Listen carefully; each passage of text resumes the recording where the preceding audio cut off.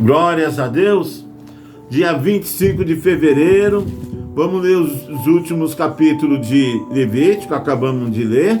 Agora vamos aos comentários, né? 25 de fevereiro, daqui a pouquinho, a Paulista já está tomada, vai ser o dia, o ato pela democracia, e nós estamos juntos, unidos na mesma fé, com todos que estão ali, lutando pela liberdade. Não vamos querer lutar pela liberdade quando perdemos, porque quando perdemos a liberdade, aí sim haverá derramamento de sangue, sim, porque o povo que nos quer nos prender não vai querer nos libertar tão fácil. Faraó não quis libertar o povo de Israel tão fácil do Egito. Ninguém quer libertar o povo de Deus tão fácil. Então, vamos vigiar desde hoje. Capítulo 26, nós vemos hoje de Levítico, no versículo 14 diz: se me não ouvides, eu vou ler o versículo 14, diz assim: mas se não me ouvides e não fizeres de todos esses mandamentos. Comentário: o capítulo 26 revela a compaixão, o pesar e o sentimento de Deus ao deplorar o fato de que, possivelmente, teria de castigar o povo que ele redimira. Se aquele povo com ingratidão total rejeitasse o seu amor e não quisesse aceitá-lo como seu Deus, ele não teria como deixar de castigá-lo com aflições e calamidades. As promessas e as advertências do Senhor nesse sentido brotaram das profundezas do seu amor, com o intenso desejo de que o povo escolhido nunca viesse a necessitar de tal disciplina. Deus, ele não quer o mal para nós, mas nós buscamos o mal aceitando, né, todas essas arbitrariedade, toda essa perseguição. Quando nós não oramos, não buscamos a Deus e escolhemos, né, pessoas erradas para estar na nossa frente. Temos que buscar a Deus, temos que orar. Versículo 17: porei a minha face contra vós. Diz assim o versículo 17: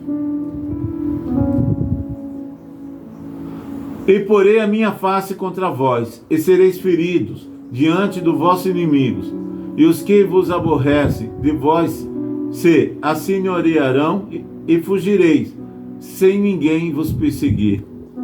Veja, comentário: a maior tragédia do pecado, da rebelião e da desobediência a Deus é que ele pode pôr a sua face contra nós, isto é, retirar de nós a sua presença e solicitude, a sua graça e força. Em lugar disso, enfrentaremos seu juízo direto, bem como todos os problemas e perigos da vida, sem a sua proteção e direção. O preço de rejeitar a Deus e a seus justos padrões é muito alto. Estar na sua vontade, na sua presença e sob seu cuidado é a maior bênção da vida. Vamos buscar a Deus enquanto pudermos para transformar esse país, transformar este mundo, mas vamos começar daqui, cada um. Capítulo 27, versículo 2, fala sobre o voto. Vou ler o versículo 2. Fala aos filhos de Israel e dizem: quando alguém fizer particular voto, segundo a sua avaliação, serão as pessoas ao Senhor. Nesse caso aqui, o voto não é de eleição de política, não. Voto é um compromisso, uma aliança individual da pessoa com Deus. O que ela põe no coração, ela faz esse voto com Deus. Vamos entender. O capítulo 27 trata das coisas dedicadas ou prometidas ao Senhor. Pessoas, animais, casas e terras. Um valor era atribuído a elas, caso a pessoa que fez a promessa desejasse resgatar aquilo que fora dedicado. Então, você faz um voto, vamos supor, você fez um voto, mas aí você, por algum motivo, quer resgatar. Então você pagaria o preço e mais um valor acima para poder resgatar o seu voto. Versículo 30, as dízimas. Vou ler o versículo 30 do capítulo 27 de Levítico. Também todas as dízimas do campo, da semente do campo, do fruto das árvores são do Senhor, santas são ao Senhor. O dízimo é a 10ª parte do produto da terra e do gado, que era dado ao Senhor. O dízimo de Israel era entregue para o sustento dos levitas e dos sacerdotes, para ajudar nas refeições sagradas, e para socorrer os pobres, os órfãos e as viúvas.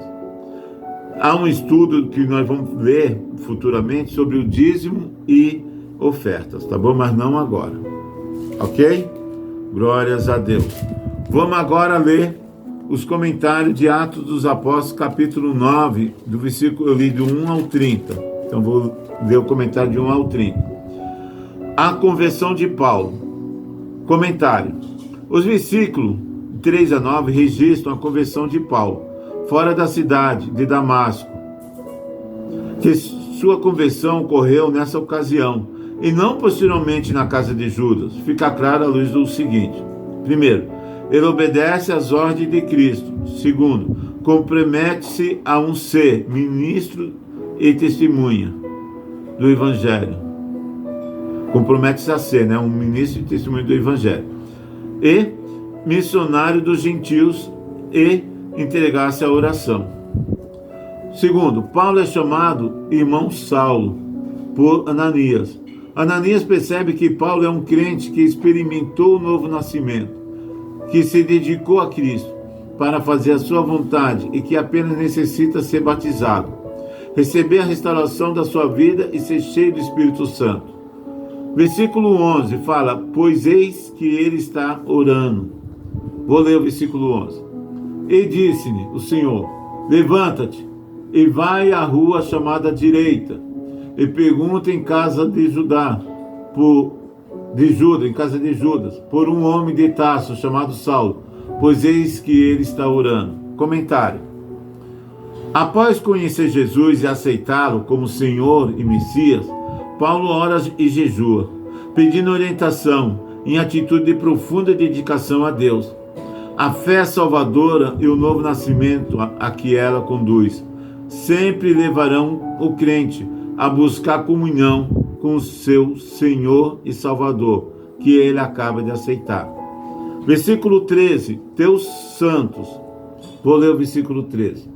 E respondeu Ananias: Senhor, de muitos ouvi acerca deste homem, quanto males tem feito aos teus santos em Jerusalém. Comentário. Os crentes no Novo Testamento são chamados santos. Primeiro, a ideia básica do termo santo, do grego, hagio, é separação do pecado. E para Deus, os santos, em outras palavras, são os separados para Deus ou os santificados em Deus.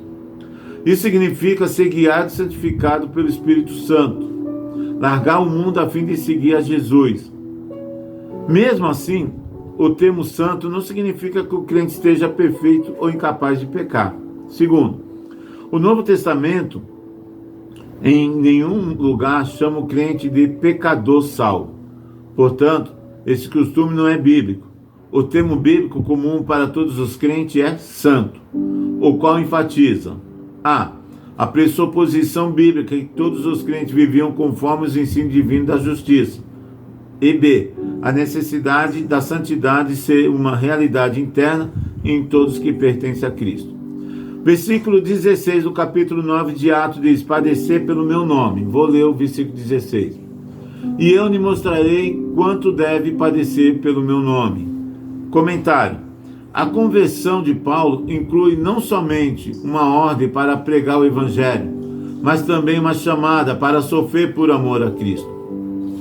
Paulo foi informado desde o início que ele sofreria muito pela causa de Cristo, no reino de Cristo. Sofrer por amor a ele é um sinal do mais alto favor de Deus e o meio de ter um ministério frutífero. Exulta em recompensas abundantes no céu. A morte precisa atuar no crente para que a vida de Deus flua dele para os outros. Para outros textos sobre o sofrimento de Paulo, tem vários outros textos aqui que a gente pode ler depois. Vamos para o versículo 17, que tanto fala de irmão Saulo, mas fala cheio do Espírito Santo. Vou ler o versículo 17. E Ananias foi e entrou na casa, impondo as mãos, disse: Irmão Saulo, o Senhor Jesus, que te apareceu no caminho por onde vinhas, me enviou para que te tornes a ver e seja cheio do Espírito Santo. Comentário.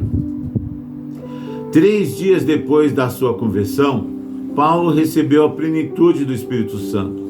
A experiência de Paulo forma um paralelo com a dos discípulos no dia do Pentecoste. Primeiro, a sua experiência no novo nascimento, a salvação, depois ser cheio do Espírito Santo. Embora Lucas não diga especificamente que Paulo falou em língua quando recebeu o dom do Espírito Santo, é justo admitir que ele o fez. Primeiro, o padrão do Novo Testamento mostra que a pessoa que recebe a plenitude do Espírito Santo começa a falar em outras línguas. Segundo, o próprio Paulo testifica que frequentemente falava em língua. Dou graças ao meu Deus, porque falo mais língua do que vós todos. 1 Coríntios, capítulo 14, versículo 18, onde Paulo falou. Vamos agora ver o versículo 18, que diz que foi batizado. Está escrito assim: e logo lhe caíram dos olhos como que umas escamas, e recuperou a vista, e levantou-se, e levantando-se, foi batizado. Glórias a Deus. Comentário. O interesse primacial de Lucas aqui é o próprio batismo no Espírito Santo, e não, primeiramente, o fato dele falar em línguas no batismo. Quem busca a plenitude do batismo deve concentrar-se no próprio Espírito Santo, e não numa manifestação externa. Por outro lado, todos os crentes que desejam a plenitude do Espírito Santo devem aguardar as manifestações espirituais desta bênção. Glórias a Deus. Terminamos o comentário de hoje, dia 25 de fevereiro. Diga aí, você entendeu? O Senhor quer nos batizar com a plenitude do Espírito Santo. E quem já recebeu tem que ser usado. Não adianta dizer que recebeu o batismo do Espírito Santo e ficar escondido, crente morno. Você tem que ser chamado de santo, tem que ser quente. Morno, o Senhor vai vomitar. Ele não quer crente morno.